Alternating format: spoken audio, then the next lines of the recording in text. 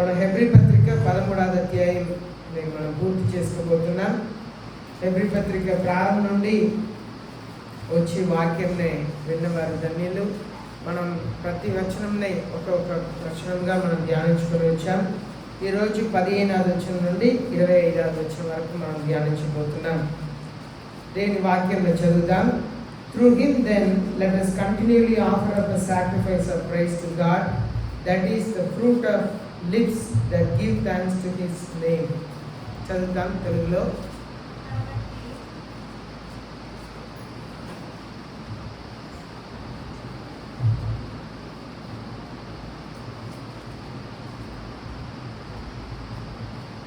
కాబట్టి ఆయన ద్వారా మనము దేవునికి ఎల్లప్పుడూ స్తుతియాగం చేయుదుము, అనగా ఆయన నామమును ఒప్పుకొంచు జీవఫలము అర్పించుదము.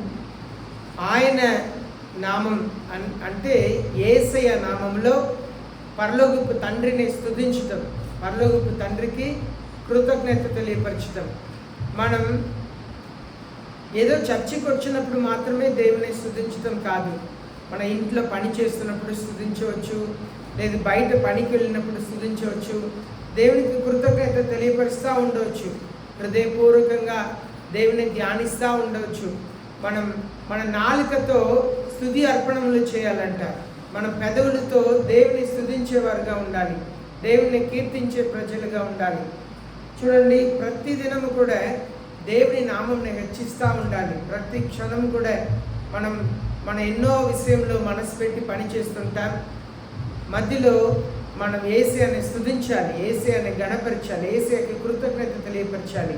అయ్యా, నేను ఈ స్థితిలో ఉన్నాను, ఈ పనిని చేస్తున్నాను, ఇలాగ ఉన్నానంటే మీ కృప మాత్రమే.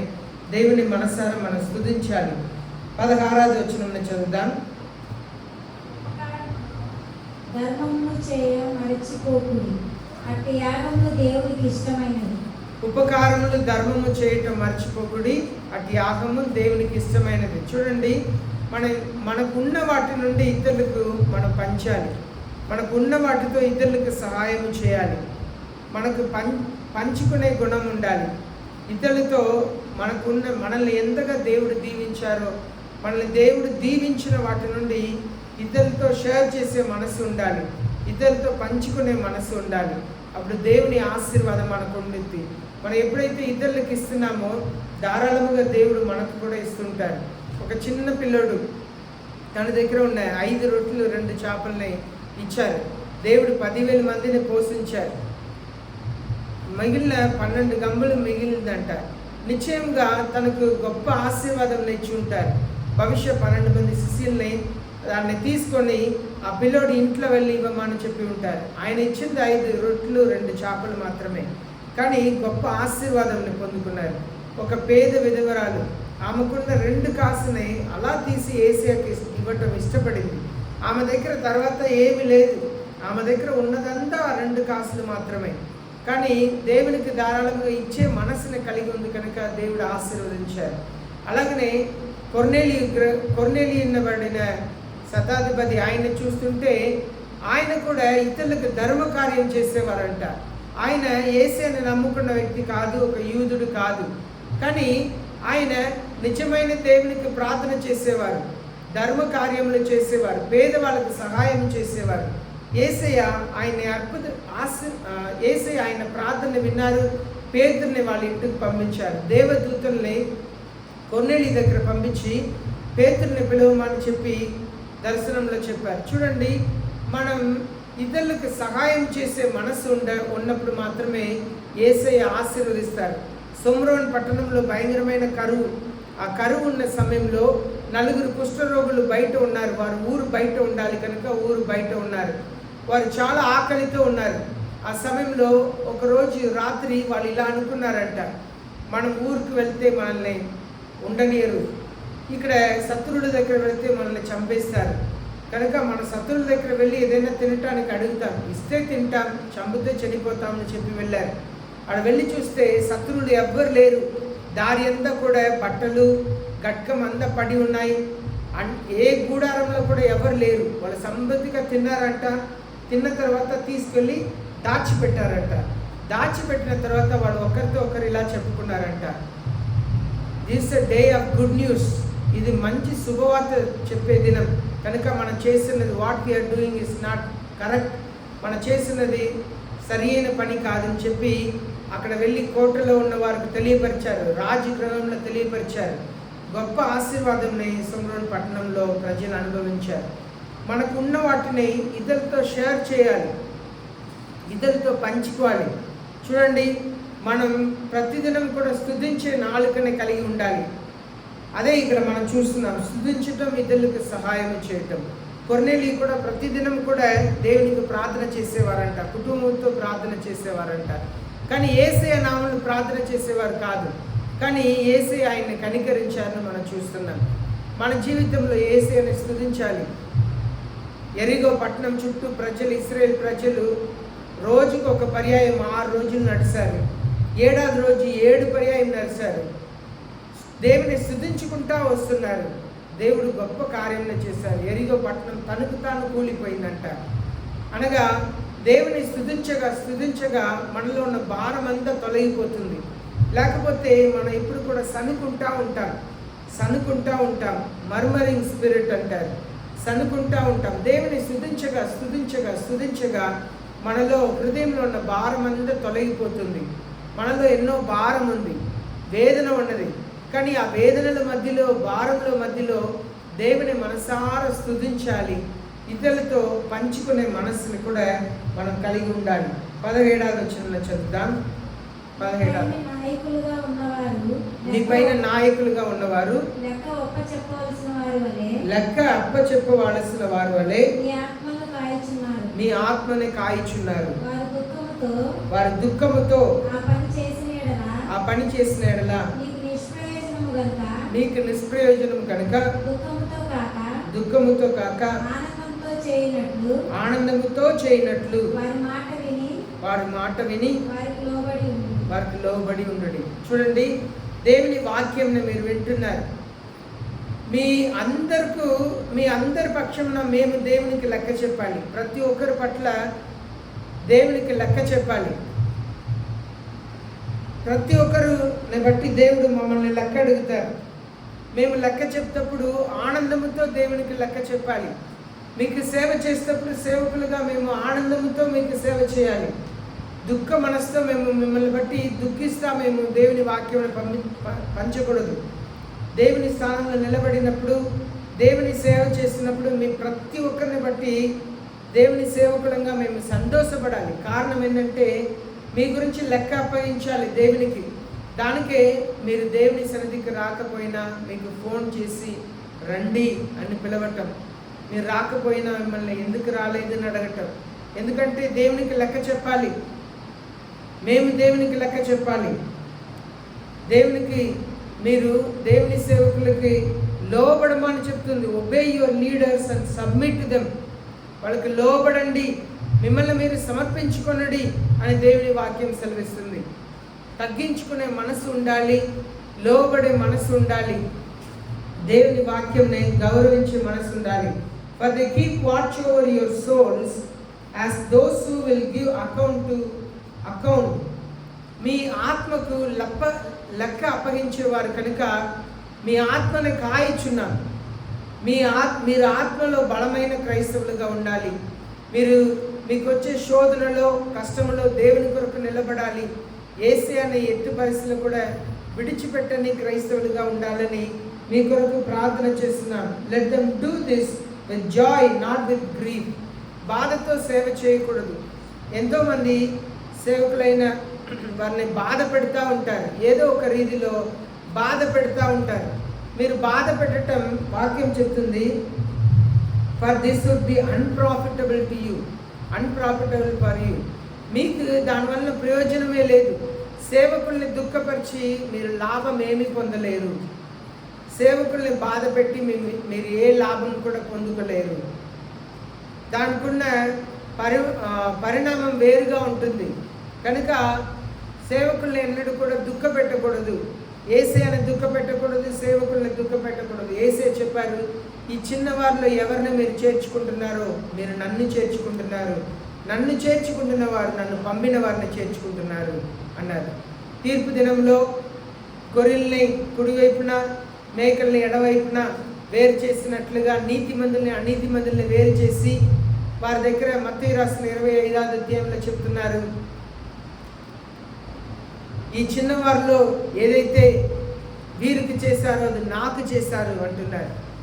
మీరు మమ్మల్ని దుఃఖపరచటం, సేవకుల్ని దుఃఖపరచటం, దేవుని దుఃఖపరచటం, నా కండి మిమ్మల్ని ముట్టుకునేవారు నా కండి రెప్పని ముట్టుకుంటున్నారు అన్నారు. కనుక విశ్వాసంగా మీ ఆత్మని గురించి సేవకులుగా మేము లెక్క చెప్పాలి. దేవుడు మిమ్మల్ని అడుగుతారు, ఒక్కొక్కరిని గురించి మమ్మల్ని అడుగుతారు. వాళ్ళు ఎలాంటి వారిని చెప్పి అడిగినప్పుడు మీ గురించి ధైర్యముగా మేము లెక్క పెంచే వాళ్ళుగా ఉండినట్లుగా మీరు మంచి సమాధానం కలిగిన బాంధవ్యం కలిగి ఉండాలి, సంతోషం కలిగిన ఒక సంబంధం కలిగి ఉండాలి. దుఃఖముతో మేము సేవ చేయకుండా సంతోషముతో సేవ చేసే వాళ్ళుగా మేము ఉండుటకు మీరు సహాయపడాలని దేవుని వాక్యం సెలవిస్తుంది. 18వ వచనం చదువుదాం. మా నిమిత్తం ప్రార్థన చేయుడి, మేము అన్ని విషయంలోనూ యోగ్యముగా ప్రవర్తించకోరుచు మంచి మనసాక్షి కలిగి ఉన్నామని నమ్ముకొనుచున్నాము. చూడండి, మేము యోగ్యముగా నడుచుకున్నట్లుగా మంచి మనసాక్షి కలిగి ఉన్నట్లుగా మీరు మా కొరకు ప్రార్థన చేయండి. దీన్ని ఎక్కువ శాతం పౌలు అపోస్తలుడు రాసి ఉండవచ్చు. దీన్ని ఎక్కువ శాతం పౌలు అపోస్తలుడు రాసి ఉండవచ్చు. ఎందుకంటే తీమోతేయు బర్నబా కోవర్కర్ కాదు, తీమోతేయు పౌలు అపోస్తలుడు కోవర్కర్గా ఉన్నారు, పౌలు అపోస్తలుడితో పని చేస్తున్నారు. కనుక ఇది తీమోతేయు రాసి ఉన్నా లేదు బర్నబా రాసి ఉన్నా, ఇద్దరిలో ఎవరో ఒకరు రాసి ఉన్నారు. వాళ్ళు చెప్తున్నారు, మీరు నా కొరకు ప్రార్థన చేయండి, మా ప్రవర్తనలు బాగుండినట్లుగా, మేము మంచి మనసాక్షితో సేవ చేసినట్లుగా మీరు మా కొరకు ప్రార్థన చేయండి అంటున్నారు. మీరు కూడా దేవుని సేవకులుగా మా కొరకు మీరు ప్రార్థన చేయాలి. మీ వ్యక్తిగత ప్రార్థనలో, మీ కుటుంబ ప్రార్థనలో సేవకులైన మా కొరకు ప్రార్థన చేయటం, మేము మంచి మనసాక్షి కలిగి ఉండుటకును మంచి ప్రవర్తన కలిగి ఉండుటకును అది ఎంతగానో ఆశీర్వాదకరంగా ఉంటుంది. కనుక మీ ఆత్మకు మేము లెక్క చెప్పాలి. కనుక మీరు చేయవలసింది మా కొరకు మీరు ప్రార్థన చేయాలి, ప్రార్థన చేయవలసిన వాళ్ళై ఉన్నారు. 19వ వచనంలో చదువుదాం. మరియు నేను త్వరగా మీ యొద్దకు వచ్చినట్లు ఇలాగు చేయవలనని మరి ఎక్కువగా మిమ్మల్ని బ్రతిమలాడుకొనుచున్నాను.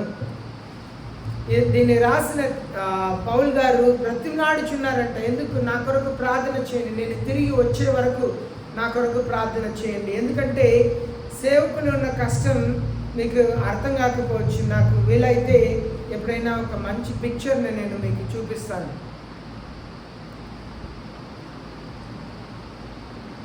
సేవకులైన మాకున్న బాధ్యత, దేవుడు పెట్టిన భారం, దేవుని పనిని చేయవలసిన వాటిలో విశ్వాసులందరూ కూడా సహకారంగా ఉండాలి, ప్రేమ కలిగిన వాళ్ళే ఉండాలి, అన్ని విషయంలో మంచి మనసాక్షి కలిగి ఉండాలి. పౌలు అపోస్తలుడు చెప్తున్నారు, నేను తిరిగి వచ్చే వరకు నా కొరకు ప్రార్థన చేయండి, నేను బ్రతిమలాడుచున్నాను. పౌలు అపోస్తలుడు ఎన్నో అద్భుతములు చేశారు, ఎన్నో చోట్ల సంఘంని స్థాపించారు, దేవుని సేవను చక్కగా చేస్తున్నారు. కానీ సిరచాలలో ఉంటున్న పౌలు అపోస్తలుడు చెప్తున్నారు, నా కొరకు ప్రార్థన చేయండి అని మిమ్మల్ని బ్రతిమలాడుకుంటున్నాను. కనుక విశ్వాసులుగా మీ గురించి దేవుని ఎదుట మేము మంచి సాక్ష్యం ఇవ్వాలంటే, దేవుడు లెక్క అడిగినప్పుడు మంచి సాక్ష్యం ఇవ్వాలంటే మీరు మా కొరకు ప్రార్థన చేయాలి, మేము మీ కొరకు సేవ చేయాలి. అదే దేవుని వాక్యం బోధిస్తున్నది. మేము మీ కొరకు సేవ చేయాలి, మీరు మా కొరకు ప్రార్థన చేయాలి. మంచి ప్రవక్తతోనూ మంచి మనస్సాక్షితోనూ మేము సేవ చేయనట్లుగా ప్రార్థన చేయాలి. 25వ వచనంలో చదువుతాం. ముగింపు భాగంలోకి వచ్చాం. 25వ వచనంలో చదువుతాం. గొర్రెల గొప్ప కాపరి అయిన యేసు అను మన ప్రభువును నిత్యమైన నిబంధన సంబంధమగు రక్తమును బట్టి మృతుల్లో నుండి లేపిన సమాధానకర్తయగు దేవుడు యేసుక్రీస్తు ద్వారా తన దృష్టికి అనుకూలమైన దానిని మనలో జరిగించుచు ప్రతి మంచి విషయంలోను తన చిత్త ప్రకారం చేయుటకు మిమ్మల్ని సిద్ధపరచును గాక. చూడండి, ముగింపులో ఈ హెబ్రీ పత్రికనే రాసినది. ఆనాడు శ్రమల కాలంలో అందరూ చెదరిపోయారు, దేవుని పిల్లలు అందరూ కూడా చెదరిపోయారు. వాళ్ళ నిమిత్తమే ఈ ఉత్తరం నేను రాశాను. ఇక్కడ చివరి వచనముగా తను చెప్తున్నారు, now the God of peace, సమాధానంలోకి కారణకుడైన కర్తయగు. సమాధానం అనేది దేవుని దగ్గర మాత్రమే ఉంది. ఈ సమాధానం ఎక్కడ కూడా మనం పొందుకోలేదు. శాంతి సమాధానం యేసే దగ్గర మాత్రమే ఉంది. యేసే చెప్పారు, I give the peace which the world cannot give you. లోకం ఇవ్వలేని సమాధానం నేను మీకు ఇస్తున్నాను అన్నారు. ఈ లోకం ఇచ్చే శాంతిలా కాదు, నేను ఇచ్చే నా శాంతిని నేను మీకు ఇస్తున్నాను అన్నారు. కనుక సమాధానం దేవుని దగ్గర మాత్రమే ఉంది. Who brought up from the did the great shepherd of the sheep through the blood of the eternal covenant. నిత్య నిబంధన నుండి ఒక నిబంధనను ఏర్పాటు చేశారు. నిత్య నిబంధన ఏంటి? యేసే రక్తం చేత మాత్రమే పాపములు క్షమించబడతాయి. పాప క్షమాపణ కావాలంటే ఏ మానవుడైనా యేసే దగ్గర రావాల్సిందే. ఎంత మంచి గుణం కలిగి ఉన్నా, ఎవరికి ఏ కీడు చేయకుండా ఉన్నా, ప్రభుత్వ చట్టాలకు లోబడి జీవించినా, ఎంత మంచి జీవితం జీవించినా, యేసే రక్తము చేత ఒకరిని పాపములు కడగబడకపోతే, ఒకరిని జీవితం పరిశుద్ధపరచబడకపోతే ఆయన పరలోక రాజ్యం చేరలేరు. ఆయన ఎంత మంచి వ్యక్తి అయినా సరే, ఎంత దీనుడైనా సరే, ఎంత గొప్ప వ్యక్తి అయినా సరే, యేసయ్య గురించి విన్న వ్యక్తి యేసయ్యని నమ్మకపోతే, యేసయ్యని విశ్వసించకపోతే, యేసయ్య రక్తము చేత కడగబడకపోతే పరలోక రాజ్యం చేరలేరు అని దేవుని వాక్యం స్పష్టంగా తెలియపరుస్తుంది. ఇది నిత్య నిబంధన రక్తం. ద గ్రేట్ షెపర్డ్, గొప్ప కాపరి, మనల్ని కాయిచున్న గొప్ప కాపరి కార్చిన రక్తం. గొర్రెల కొరకు ఎలాగూ ఒక గొర్రెని సింహం ఎత్తుకొని వెళుతుందో, ఆ సింహం నోటు నుండి గొర్రెని కాపాడుతున్నప్పుడు ఆ గొర్రెల కాపర్లకు గాయమై రక్తంని కార్చేయన గొర్రెని కాపాడుతున్నారో, అలాగనే యేసయ్య తన ప్రాణంని పెట్టి మిమ్మల్ని నన్ను కాపాడారు. మిమ్మల్ని నన్ను కాపాడి తను కార్చిన రక్తం చేత అనుదినము మనల్ని పరిశుద్ధపరచుటకు యేసయ్య సిద్ధంగా ఉన్నారు. Even Jesus Christ our Lord equip you in every good thing to do his will. ఆయన చిత్తంను చేయుటకు మనల్ని సిద్ధపరుస్తూ ఉన్నారు. ఎందుకు? మనం దేవుని సన్నిధికి వచ్చి వాక్యంను వింటున్నాం. మన ఆత్మీయ జీవితంలో ఎదగాలి. దేవునికి ఇష్టమైన జీవితంలో జీవించుటకు మనం మారాలి. దేవుని ఇష్టమైన జీవితం, దేవుని చిత్త ప్రకారం జీవించుటకు మారాలి. యేసయ్య యొక్క శిష్యులుగా ఉండుటకు మనం మారాలి.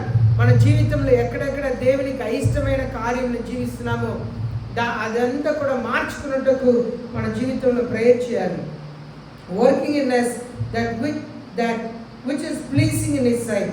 దేవుని దృష్టిలో ఇష్టమైన కార్యములను మనం చేయాలి. మీరు పనికి వెళ్ళినా సరే, అందరు తొడియాల పనియో లేదు, పొలం పనియో లేదు, ఇంకా ఒకటి ఇష్టం వచ్చినట్లా చేయవచ్చు. కానీ మీరు జాగ్రత్తగా చేయాలి. ఎందుకంటే మీరు దేవుని పిల్లలు, దేవునికి లెక్క చెప్పాలి. కనుక మీరు జాగ్రత్తగా దేవుని పనిని చేయాలి. దేవునికి ఇష్టమైన రీతిగా జీవించాలి. ఇంట్లో ఎట్లా పడితే అట్లా జీవించడానికి వీలు లేదు. ఏది పడితే అది చూసి ఇష్టం వచ్చినట్లుగా జీవించడానికి వీలు లేదు. మనం యేసయ్యకి ఇష్టమైన పిల్లలుగా జీవించాలి. Through Jesus Christ to whom be glory for ever and ever. సమస్త ఘనత మహిమ దేవునికి మాత్రమే కలగాలి. దేవునికి మాత్రమే ఘనత కలగాలి. మీ జీవితంను బట్టి, నా జీవితంను బట్టి, మనం చేసే ప్రతి ఒక్క కార్యంను బట్టి దేవుని నామమునకు మాత్రమే మహిమ కలగాలి. కనుక దేవుని హృదయపూర్వకంగా స్తుతించాలి, మహిమపరచాలి. 22వ వచనం చదువుదాం. సహోదరులారా, నేను సంక్షేపంగా రాసి ఉన్నాను కనుక ఈ హెచ్చరిక మాటను సహించుడని మిమ్మల్ని వేడుకొనుచున్నాను. పౌలు అపోస్తలుడు ఈ ఉత్తరంని రాస్తా చివరిగా చెప్తున్నారు, నేను కొన్నిసారి కఠినమైన మాటలు మాట్లాడాను, నన్ను సహించండి, నన్ను భరించండి అంటున్నారు. దేవుని వాక్యం వింటున్న మనం అందరూ కూడా పరిశుద్ధ ఆత్మ దేవుడు కొన్నిసారి గద్దిస్తారు, పాపమును బట్టి గద్దిస్తారు, మన సోమరితనంను బట్టి గద్దిస్తారు. చాలామంది జీవితంలో మీ ఇళ్ళల్లో కూడా సరిగ్గా ప్రార్థన చేయట్లేదు, చర్చికి వచ్చి కూడా సరిగ్గా ప్రార్థన చేయట్లేదు, ఏదో ఒక ఆలోచనలో ఉంటున్నారు, ఏదో ఒక బాధ, మీకు బాధ అంతా కూడా ఉంటుంది. ఆ బాధని అంతా వదిలిపెట్టి దేవుని సన్నిధిలో సంతోషముగా ఉండి వెళ్ళాలి. పౌలు అపోస్తలుడు అదంతా రాసుకొని తను ఈ 13 అధ్యాయంలో రాసుకున్నదంతా చెప్తున్నారు. I urge you brethren, bear with this word of exhortation. ఎంత భరించండి, నా మాటలంతా కూడా మీరు భరించండి, నా మీద కోపగించవద్దు. నాడు ఎంతమంది సేవకుల మీద అడుగుతున్నారు, ఎన్నో మేలులు పొందుకొని సేవకుల దగ్గర ప్రార్థన చేసుకొని, సేవకులు ప్రార్థన ద్వారా మేలులు పొంది అద్భుత కార్యములను చూసి ఎంత సులువుగా బయట మనుషుల్ని గాయపరిచేటట్లుగా సేవకుల్ని గాయపరిచి దేవునికి దూరం అయ్యే విశ్వాసులు ఎంతమంది ఉన్నారు. ఎంత దుఃఖకరమో, ఎంత దుఃఖకరమో.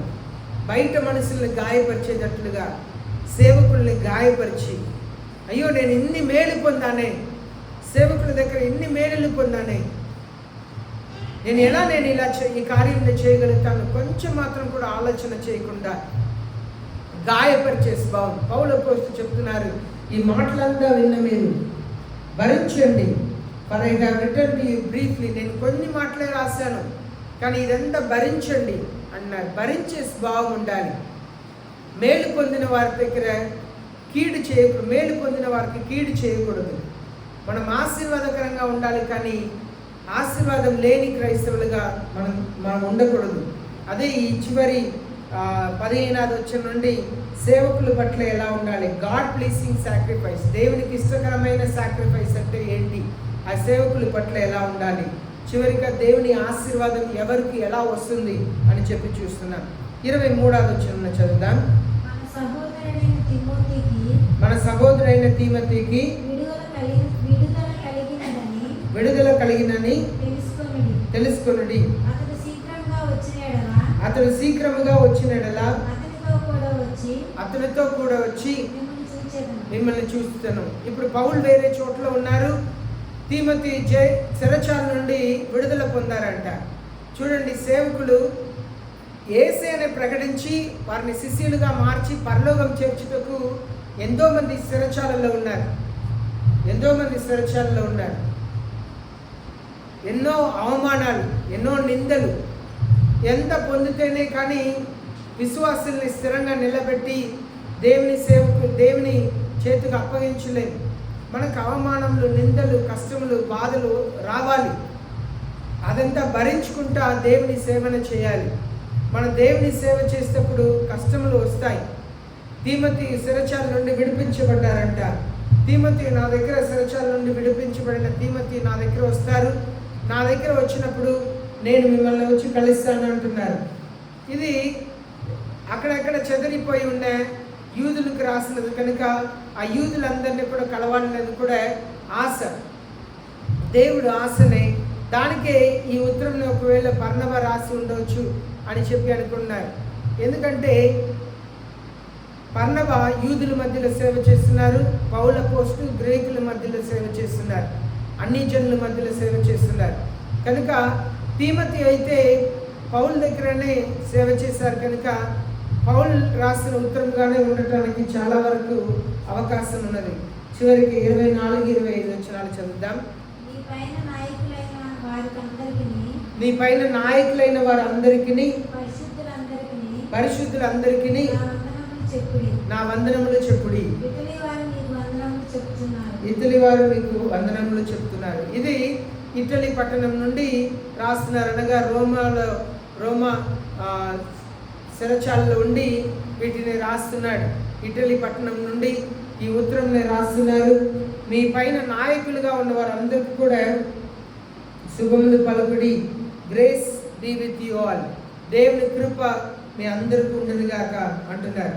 ఒక పర్యాయం మనం 1వ అధ్యాయం నుండి చిన్న చిన్న కార్యములై మనం చూస్తాం. హెబ్రీ పత్రిక 1వ అధ్యాయంలో మనం చూస్తున్నట్లయితే యేసయ్య మన కొరకు సిలువలో బలియాగమయ్యారు అని చెప్పి పాత నిబంధన గ్రంథంలో ఎలాగూ పాపము కొరకు బలియాగం చేశారో బలి చేశారు, అలాగే యేసయ్య మన కొరకు బలిగా మారారు అనే సత్యంని ఇక్కడ మనం చదువుతున్నాం. అలాగే 2వ అధ్యాయంలో చెవి చాపి మీరు వాక్యంను వినండి అంటున్నారు. అలాగే భూమి అంతా కూడా మనుషులకు అప్పగించబడింది, జంతువులన్నీ కూడా మనుషులకు అప్పగించబడింది 2వ అధ్యాయంలో చదువుతున్నాను. అలాగే యేసయ్య ఎలాగ తను తాను తగ్గించుకున్నారు, మరణం వరకు తను తాను తగ్గించుకున్నారని 2వ అధ్యాయంలో మనం చదువుతున్నాం. యేసయ్య మరణ పర్యం వరకు తను తాను తగ్గించుకున్నారు. 3వ అధ్యాయంలో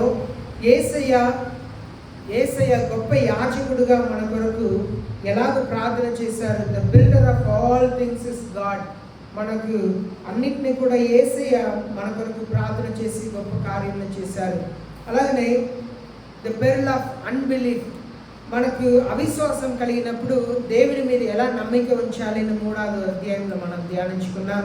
అలాగే 4వ అధ్యాయంలో బిలీవర్స్ రెస్ట్, విశ్వాసులందరికీ కూడా ఎలా విశ్రాంతి కలుగ చేశారు యేసయ్య అని చెప్పి మనం యేసయ్య మాట, the word of God is living active sharper than any two edged sword.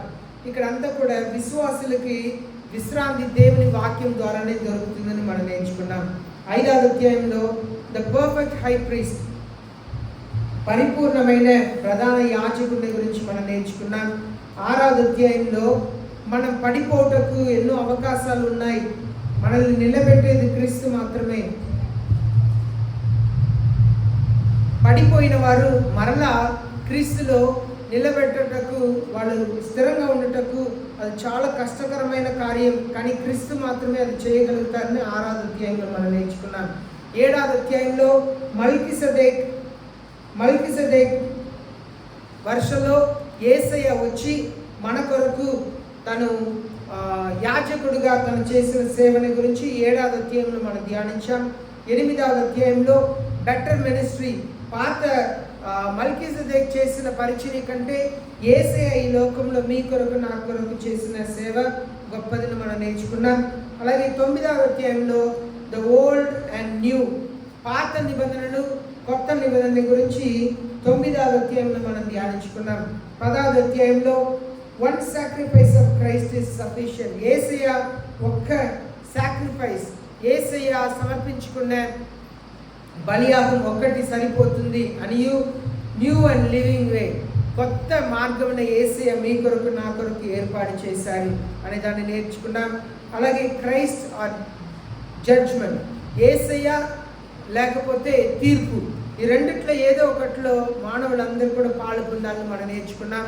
11వ అధ్యాయంలో ద ట్రైంప్ ఆఫ్ ఫెయిత్, విశ్వాస వీరుల గురించి మనం ధ్యానించుకున్నాం.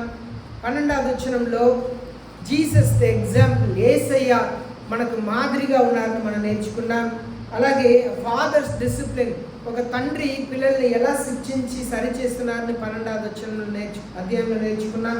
అలాగే contrast of Sinai and Zion, Sinai పర్వతమునకు ఉన్న వ్యత్యాసంని మనం నేర్చుకున్నాం. ద అన్షేకెన్ కింగ్డమ్, ఎన్నడూ కూడా కదిలించబడలేని పరలోక రాజ్యం గురించి మనం ధ్యానించాం. 13వ అధ్యాయంలో చేంజ్లెస్ క్రైస్ట్, మార్పు లేని క్రీస్తుని గురించి మనం నేర్చుకున్నాం. గాడ్ ప్లీజింగ్ సాక్రిఫైస్, యేసయ్యకు ఇష్టమైన బలియాగం అంటే ఏంటి అని ఈరోజు మనం నేర్చుకున్నాం. ఇవి అంతా కూడా మన హెబ్రీ పత్రికలో నేర్చుకున్నాం. దేవుని చిత్తం అయితే తొరతి గదిలో మనం రోమిలు గ్రంథంని, పౌలు అపోస్తలుడు రాసిన గ్రంథంని మనం ధ్యానించుకోబోతున్నాం. యేసయ్య ఎన్ని నెలలు, చాలా నెలలు పట్టింది, మధ్యలో మనం వేరే వాక్యంని మనం నేర్చుకున్నాం. చాలా నెలలుగా ఒక్క వచనంని చదివి హెబ్రీ పత్రికని నేర్చుకునే కృపని దయచేశారు. దానికి ముందు ఏం నేర్చుకున్నాం? ఎవరికి గుర్తుంది? హెబ్రీ పత్రికకి ముందు ఏం నేర్చుకున్నాం? ప్రకటన గ్రంథం నేర్చుకున్నాం. హెబ్రీ పత్రికను నేర్చుకున్నాం. దేవుని చిత్తం అయితే తొరతి గదిలో రోమా పత్రికని మనం నేర్చుకుంటాం. అందరు కూడా ఎన్నో విషయాలు నేర్చుకున్నాం కానీ మనం అన్ని జ్ఞాపకం ఉంచుకోలేదు, అన్నీ మర్చిపోతుంటాం. పర్లేదు, కానీ కొద్ది విషయమైన జ్ఞాపకం ఉంచుకోవాలి. ఈరోజు మనం నేర్చుకున్నాం సేవకుల పట్ల మీరు ఎలా ఉండాలి అన్నది నేర్చుకున్నాం. సేవకుల పట్ల విశ్వాసులుగా ఎలా ఉండాలి, సేవకుల పట్ల విశ్వాసుల పట్ల సేవకులకి ఏ బాధ్యత ఉంది, ఎలా లెక్క అప్పగించాలి, ఈ విషయాలంతా కూడా మనం నేర్చుకున్నాం. కనుక క్రీస్తులో మనం స్థిరమైన క్రైస్తవులుగా ఉంటాం, లోబడేవారుగా ఉంటాం. ఒక సేవకులు పోయిన వారానికి ముందున వారం వచ్చారు.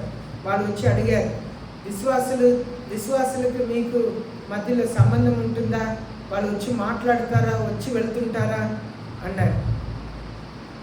ఈనాడు ఆ బాంధవ్యం లేకపోవటానికి కారణం క్షమించే మనస్సు విశ్వాసులకు ఉండాలి. ఏదైనా బాధ కలిగి ఉంటే మా సేవకులు అనే మనసు ఉండాలి. అదే పౌలు అపోస్తలుడు ఇక్కడ చెప్తున్నారు. 22వ వచనం, అలాగనే 19వ వచనం, 18వ వచనం అంతా కూడా పౌలు అపోస్తలుడు అదే చెప్తున్నారు. కనుక మంచి అనుబంధం కలిగి ఉంటాం. యేసయ్య వచ్చినప్పుడు ఎత్తబడే సంఘంలో ఉంటాం. యేసయ్య అటు కృపని మనందరికీ అనుగ్రహించును గాక. ఆమేన్. మోకరిస్తాం, ప్రార్థన చేస్తాం.